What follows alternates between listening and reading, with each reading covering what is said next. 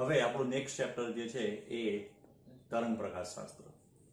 અત્યારે આપણે આગળ જોઈ ગયા કિરણ પ્રકાશશાસ્ત્ર. હવે પ્રકાશને લગતી કેટલી ગુણધર્મો જે છે, કયા કયા, તો પરાવર્તન, વક્રીભવન અને કેટલાક આપણે એમાં ઓપ્ટિકલ ઇન્સ્ટ્રુમેન્ટ જોઈ ગયા કે જેમાં એક ઘટના સમજવા માટે આપણે પ્રકાશને કિરણ સ્વરૂપે લીધું. પ્રકાશનું કિરણ આવ્યું, આપાત થયું, પરાવર્તન પામ્યું, બરાબર. કુદરતમાં બનતી કેટલીક ઘટનાઓ માટે બી આપણે પ્રકાશનું કિરણ સ્વરૂપે લઈએ.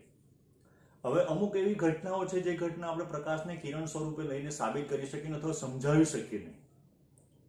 જે રીતે પ્રકાશનું પરાવર્તન છે તો આપણે એમ કે પ્રકાશ આવ્યો, પ્રકાશ ગયો, એમ નહીં. પ્રકાશનું કિરણ આવ્યું, સપાટી પર આપાત થયું અને પરાવર્તન પામ્યું.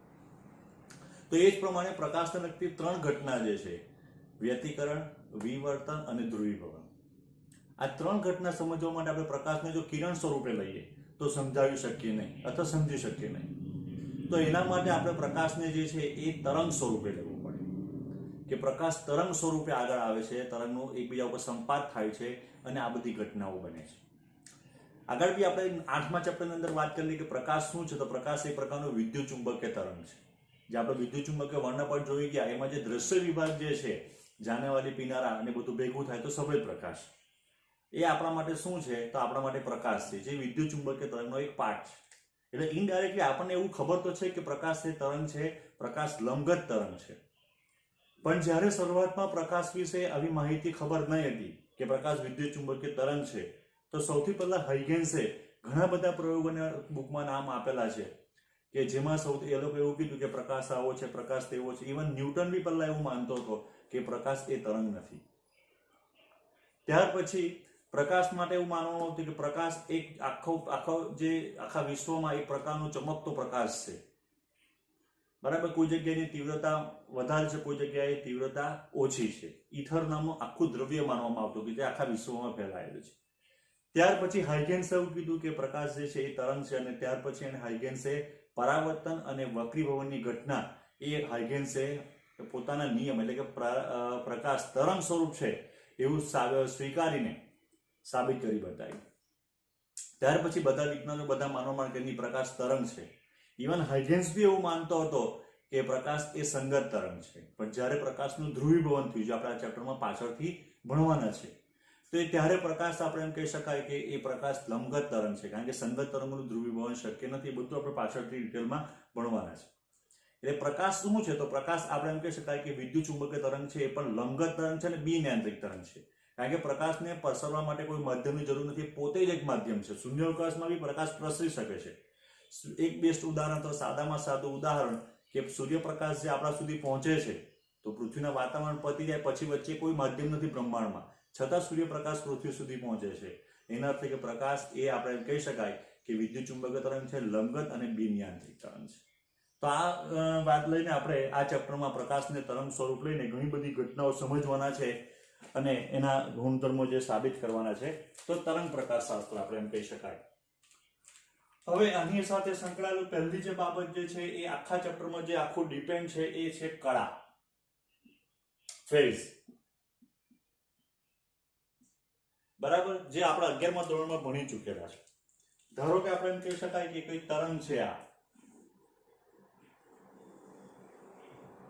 બરાબર છે. તો એના ઉપર બધા જે કણો છે એની કળા કેટલી થશે, તો આની કળા થવાની 4π, આની 2π, આની 0. આ પાઈ અને 2π ની વચ્ચે 2π અને 0 ની વચ્ચે પાઈ, આ 3π. આ રીતે ઘણા બધા બિંદુઓ જે છે એ બધા બિંદુઓને તરંગ પદાર્થની કળા જુદી જુદા સમયે જુદી જુદી હોય, બરાબર છે. જ્યારે આ એક જ દોલન પૂરું કર્યું હશે ત્યારે આ જ બિંદુની કળા જે છે એ આપણે કહી શકાય કે કેટલી હોઈ શકે, તો 2π.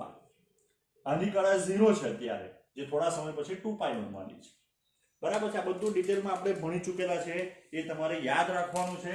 અને આખું ચેપ્ટર જે છે એ આ કળા ઉપર ડિપેન્ડ છે. ના ખબર પડતી હોય તો તમે 11મા ધોરણમાં આપણું જે તરંગ પ્રકાશશાસ્ત્રનું જે ચેપ્ટર જે છે એ ચેપ્ટરમાં તમે બરાબર ધ્યાનથી એને જોઈ શકો અને ફરી પાછું એકવાર રિફ્રેશ કરી લેજો. કારણ કે જે આખું જે ચેપ્ટર જે છે એ ચેપ્ટર તરંગ પ્રકાશશાસ્ત્ર એ આ કળા ઉપર જ ડિપેન્ડ છે. ઇવન ખાસ કરીને એમાં વ્યતિકરણ અને વિવર્તન એ કળા કે કળા તફાવત ઉપર જ ડિપેન્ડ છે. હવે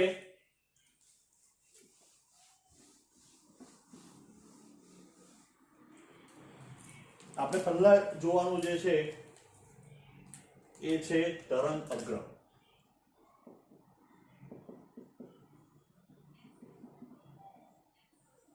તરંગ અગ્ર શું છે? તો જો એના એ સમજવા માટે આપણે એક ઉદાહરણ લઈએ કે આપણે એક આપણી પાસે દિવાલ અથવા કોઈ હાર્ડબોર્ડ જેવું કંઈક છે, એના ઉપરથી આપણે આવી 4 દોરીઓ બાંધેલી છે.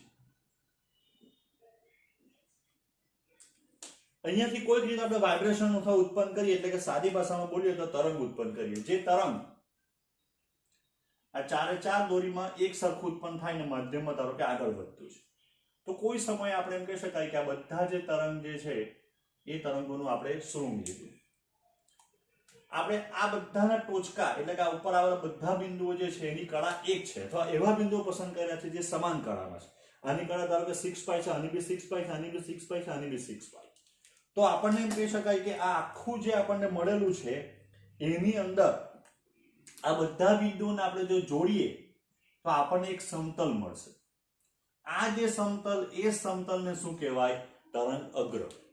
એટલે અત્યાર સુધી આપણે એમ કહેતા હતા કે પ્રકાશ જે છે તે કિરણ સ્વરૂપે આગળ વધે, પછી આપણે એમ કીધું કે પ્રકાશ તરંગ સ્વરૂપે. પણ પ્રકાશ ઘણા બધા તરંગો સ્વરૂપે આગળ વધતો હોય, એકી સાથે પ્રકાશ જે છે તે ઘણા બધા તરંગોનું આગળ લઈને વધતું હોય. આખું બીમ જે છે એ બીમની અંદર ઘણા બધા તરંગો હોય, તો એ બધા તરંગો જે છે ભેગા થતા હોય અને એમાં સમાન કળામાંથી જે પસાર થતું જે સમતલ આવે એ સમતલને શું કહેવાય? તરંગ અગ્ર. એટલે તરંગ અગ્ર શું છે? તો તરંગ અગ્ર એટલે એવું તરંગ પ્રસરણમાં એવું સમતલ છે કાલ્પનિક, જે સમતલ પર આવેલા બધા બિંદુઓની કળા કેવી થાય? સમાન થાય. આપણે સમસ્થિતિમાન પૃષ્ઠ બની ચૂક્યા છે. તો સમસ્થિતિમાન પૃષ્ઠ શું હતું? તો સમસ્થિતિમાન પૃષ્ઠ એટલે એવું કાલ્પનિક પૃષ્ઠ અથવા એવું પૃષ્ઠ કે જેના ઉપર આવેલા બધા જ બિંદુઓની વિદ્યુત સ્થિતિમાન કેવું થાય? સમાન. તો તરંગ અગ્ર પર આવેલા બધા જ બિંદુઓ જે છે એની કળા કેવી થાય? સમાન થાય. તરંગ અગ્ર પર આવેલા બધા જ બિંદુઓની કળા કેવી થાય? સમાન થાય. એટલે સમાન કળા ધરાવતા બિંદુઓમાંથી પસાર થતું સમતલ એટલે જ કહેવાય તરંગ અગ્ર. આ એક સિમ્પલ આપણે ઉદાહરણ લીધું. હવે જુદા જુદા પ્રકારના તરંગ અગ્રનો વિચાર કરીએ આપણે, તો જેવું જેવું પ્રકાશ ઉદ્ગમ એવું તેવું તરંગ અગ્ર. માની લો કે આપણી પાસે બિંદુ તરંગ ઉદ્ગમ છે, પ્રકાશ ઉદ્ગમ. તો એમાંથી શું થશે? તો એમાંથી દરેક શક્ય એવી બધી દિશામાં શું થશે? તો આ રીતના પ્રકાશના તરંગો જશે. આપણે ભલે દ્વિપરિમાણમાં દોરતા છે, પણ આ બધી દિશાઓમાં તરંગ અગ્ર જશે, તરંગો જશે. માની લે કે આ બધા જ બિંદુઓ એવા છે કે જે બધા બિંદુઓની કળા કેવી છે? સમાન. તો આપણે જો આવા બધા સમાન કળા ધરાવતા બિંદુઓને જો જોડી દેવામાં આવે તો એ શું રૂપાંતર થશે? તો એક ઘોડો જેવું બનશે, સ્ફિયર બનશે. એટલે બિંદુવત ઉદ્ગમમાંથી જ્યારે આપણે વિચાર કરીએ કે બધી બાજુ જ્યારે આપણે એમ કહીએ કે તરંગો જો પ્રસરણ પામતા હશે, તો એ તરંગ અગ્ર પર આવેલા બધા જ બિંદુ જે છે એ બધા બિંદુ કોઈ સામાન્ય આપણે એમ કહી શકાય કે એક સમતલ બનાવશે. તો એ સમતલને શું કહેવાય? તરંગ અગ્ર. ને અહીંયા આપણે જોઈ શકાય તરંગ અગ્ર કયું છે? તો ગોળાકાર આખું સ્ફિયર છે. બરાબર. જેમ જેમ હવે આપણે આગળ જઈએ, બરાબર, ધીરે ધીરે ધીરે ધીરે તરંગ અગ્ર શું થશે? તો મોટું થતું જાય. બરાબર. આપણી પાસે ધારો કે કોઈ નળાકાર ઉદ્ગમ છે. આપણી પાસે કોઈ નળાકાર એટલે કે ટ્યુબલાઇટ જેવું ઉદ્ગમ છે, આ રીતે. તો એમાંથી નીકળતા પ્રકાશના તરંગો જે છે એ આ રીતે જવાના બધી દિશાઓમાં. એમાંથી પસાર થતું જે સમતલ જે આવશે એ સમતલ ધારો કે આ બધા જ બિંદુઓની કળા સમાન છે, તો એ જે સમતલ છે એ નળાકાર બનશે. તો આ પ્રકારનો જે આપણે એમ કહી શકાય કે જે તરંગ અગ્ર આવશે એ નળાકાર તરંગ અગ્ર થાય. એટલે જેવો જેવો આપણો ઉદ્ગમ એવું એવું આપણને શું મળશે? તરંગ અગ્ર મળે. બરાબર. કોઈ પણ તરંગ અગ્ર હોય, કોઈ પણ તરંગ અગ્ર એ અનંત અંતરે અથવા ઉદ્ગમથી મોટા અંતરે કેવું બની જાય? સમતલ જ બની જાય. બરાબર, સમજજો. બરાબર. એને એક ઉદાહરણ તરીકે તમને દોરીને બતાવું.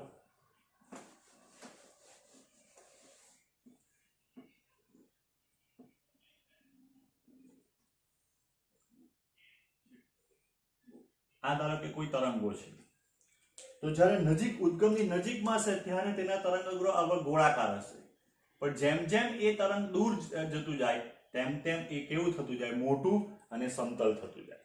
આપણને ખબર છે કે પૃથ્વી આખી ગોળ છે, પણ આપણે આપણા સ્કૂલનું જે પાર્કિંગ છે તે જોઈએ તો કેવું છે? સમતલ. કારણ કે આપણે બહુ મોટા ભાગનો એક નાનો ભાગ લેતા છે. એટલે કોઈ પણ તરંગ અગ્ર ઉદ્ગમથી દૂરના વિસ્તારમાં શું બની જશે? તો ઉદ્ગમથી દૂરના વિસ્તારમાં આપણે એમ કહી શકાય એ સમતલ તરંગ અગ્ર બની જાય. એટલે જુદા જુદા પ્રકારના આકારના તરંગ અગ્રો હોઈ શકે. જેવો જેવો આપણો ઉદ્ગમ એવું એવું આપણું એમ કહી શકાય તરંગ અગ્ર.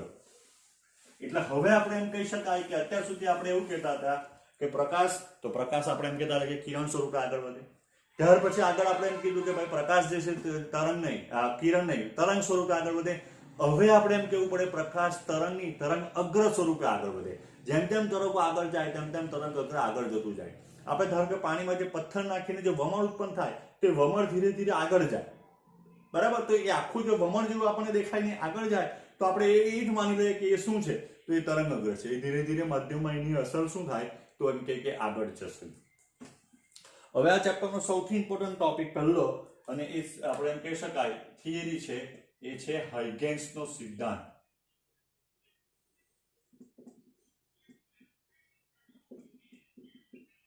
એ શું છે? હાઇગેન્સનો સિદ્ધાંત. હાઇગેન્સનો સિદ્ધાંત શું છે? પહેલા ફટાફટ બોલી બતાવું, પછી સમજીને ટુકડા ટુકડા. તરંગ અગ્ર પર આવેલું કોઈ પણ કણ એ પોતે સ્વતંત્ર ગૌણ ઉદ્ગમ તરીકે વર્તે અને પોતાનામાંથી ગૌણ ગોળાકાર તરંગોનું ઉત્પન્ન કરે. સૂક્ષ્મ સમયને અંતે એ ગૌણ ગોળાકાર તરંગમાંથી પસાર થતું કે પરિસ્પર્શતું પૃષ્ઠ નવા તરંગ અગ્રનું સ્થાન અને સ્વરૂપ આપે છે. ચાલો હવે આ જ વસ્તુને પહેલા સમજીએ આપણે. તો અહીંયા આપણી પાસે ધારો કે કોઈ પ્રકાર ઉદ્ગમ છે, બિંદુ હોય, એમાંથી આ પ્રકાશના તરંગો નીકળતા છે. ભલે દોડતો કિરણ જેવું છે, પણ આપણે માનીએ કે આ બધી બાજુ છે એ આપણને શું મળશે? તો પ્રકાશના તરંગો. હવે આ બધા બિંદુઓ તરંગ અગ્ર પર એવા તરંગ પ્રસરણમાં એવા છે જે સમાન કળામાંથી પસાર થતા છે. એટલે ઓ આપણું ઉદ્ગમ છે અને એના પર આવેલા એના આ જ બધા અહીંયાથી આ રીતના તરંગો જતા છે. આ બધા બિંદુ આપણે એવા લીધેલા છે કે જે સમાન કળામાં છે. ધારો કે બિંદુ A છે, આ બિંદુ B, C, D, E. આ બધા બિંદુ એવા છે જે સમાન કળામાં છે.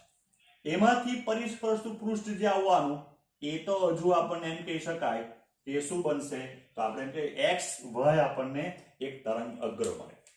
સમજો બરાબર. અહીંયા O જે છે એ O આપણું એ ઓરિજિનલ ઉદ્ગમ, મુખ્ય ઉદ્ગમ છે, પ્રકાશ ઉદ્ગમ છે. આ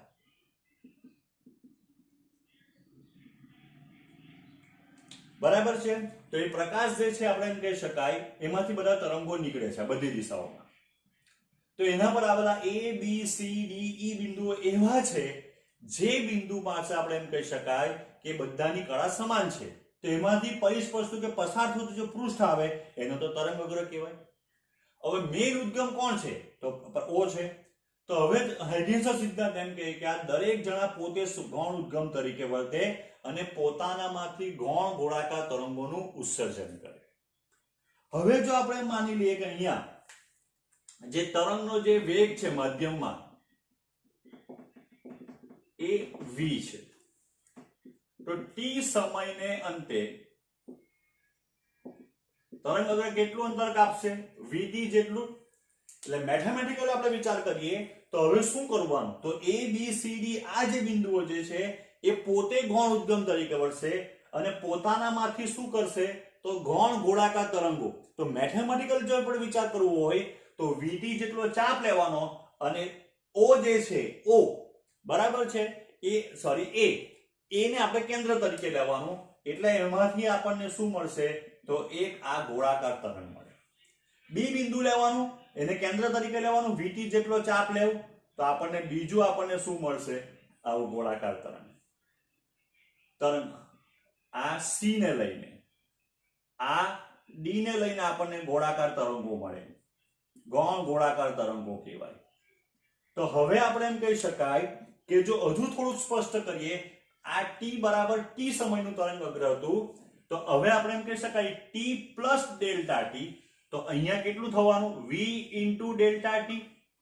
તો હવે આપણે એમ કહી શકાય કે ડેલ્ટા t સમયને અંતે, ડેલ્ટા t સમયને અંતે નવું આપણું તરંગ અગ્ર કેવું હશે, કઈ જગ્યા ઉપર રચાશે, એ આપણને શું આપશે?